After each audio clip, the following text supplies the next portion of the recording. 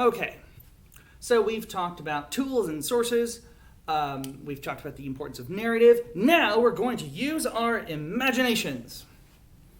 Yes, I did sound a little bit like I was, speaking in a children's TV show. I'm sorry. But this is actually quite important. All right, here's the issue. The historical record is often incomplete. We lack perfect knowledge about history, which means we're often left guessing and filling in blanks and gaps. But at a deeper level, we need to remember that we're also, in history, we're dealing with strange people and strange events. People in the past thought differently and acted differently. Here's a really simple one. Just this year, we're going through a historical epoch, a mini historical epoch change right now. You've heard people say things like pre-COVID or pre-coronavirus. If you go back and look at pictures from the beginning of this year and you see people congregating without masks on and not social distancing, it feels weird and strange. And you have to remember, oh my gosh, that's right. That was back before coronavirus when we were all going to work and school. And it feels different now. And you actually kind of have to use your imagination to remember what it was like back then. Talk to an older adult who remembers what airline travel was like before 9/11. That's another one of those sorts of things.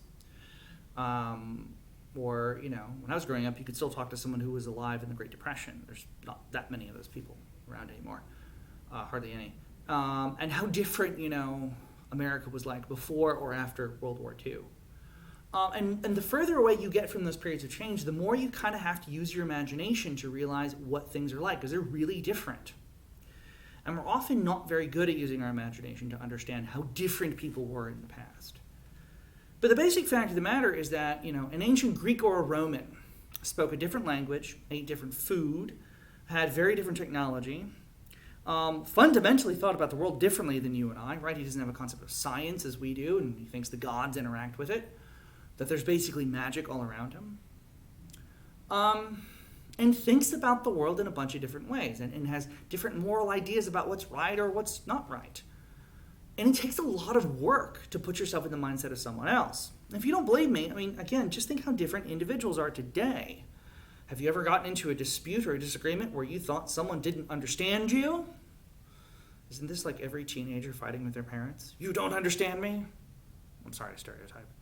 But I'm sure it's true for some of you, right? If we feel like we don't understand each other today in our own time and place, how different is it to be dealing with different people from 2,000 years ago? That's really strange. So you have to use a lot of imagination.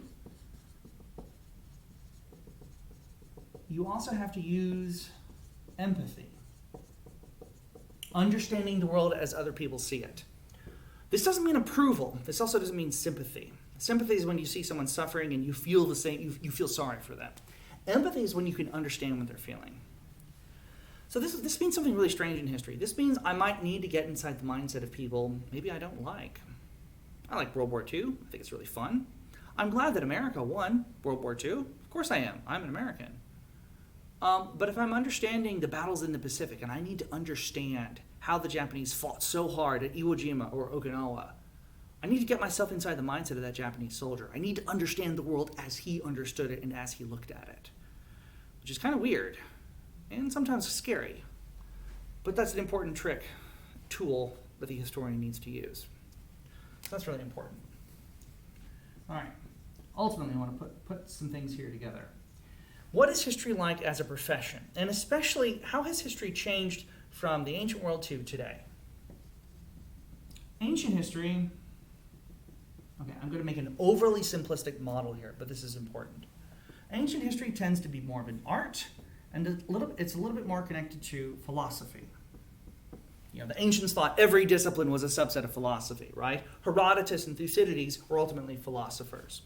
And they were using knowledge of the past to gain philosophical insights into the truths of human nature. In terms of how you would construct a narrative and how you would write, ancient history was very similar to rhetoric, which is one of the great disciplines of the ancient world. You need to be able to write well, you need to use good rhetorical devices, and you need how to be eloquent. So that's roughly how ancient historians tend to work. Modern history works really differently. When I say modern history, I mean modern academic history. Here's a really weird thing for you. There were no professional historians until the last 200 years. Before that, generally, you were a philosopher who might also write history. Modern history is only about 200 years old. And it's connected to sort of, the modern academia, the modern university. A lot of it started in Germany. And it borrows heavily from science. So it's heavily scientific. It cares a lot about things like evidence, facts, and testing hypotheses, right? So both of these are trying to find truth, but they're kind of trying to do it in different ways. So the ancient historian is kind of like a philosopher, and he's trying to use reason and historical evidence to come to understand humans. The modern historian has this very scientific revolution mindset.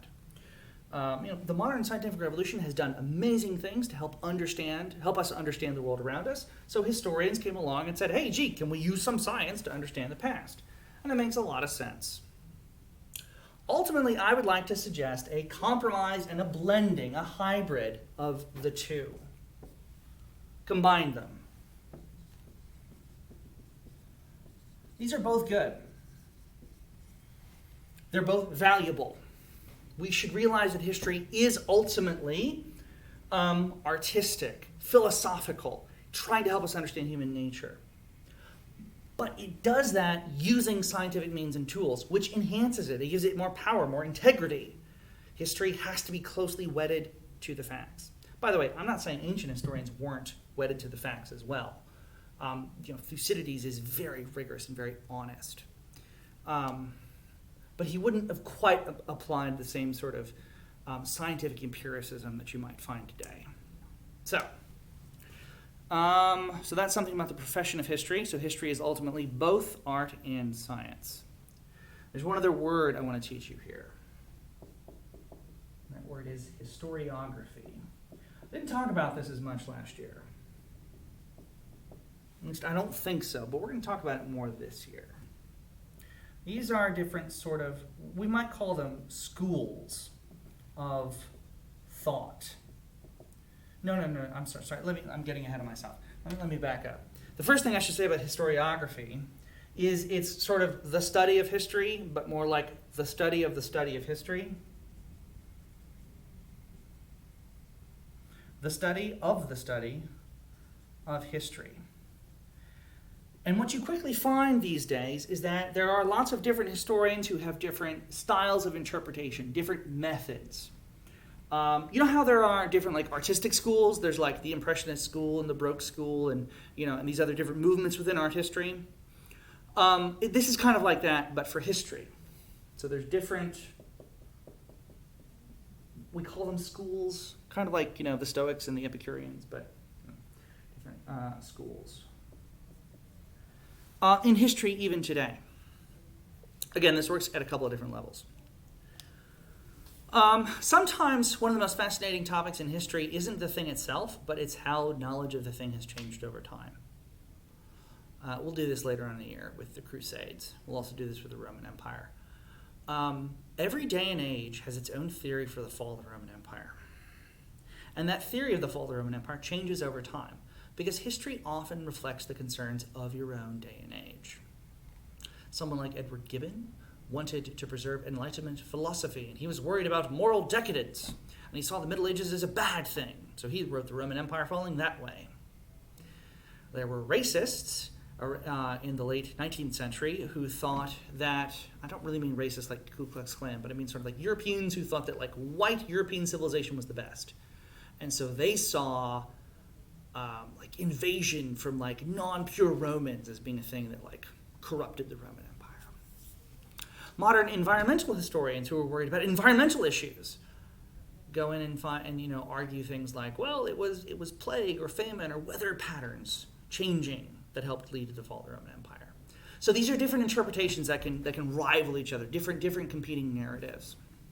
Within historical events, you'll often find different what we call historiographical schools today.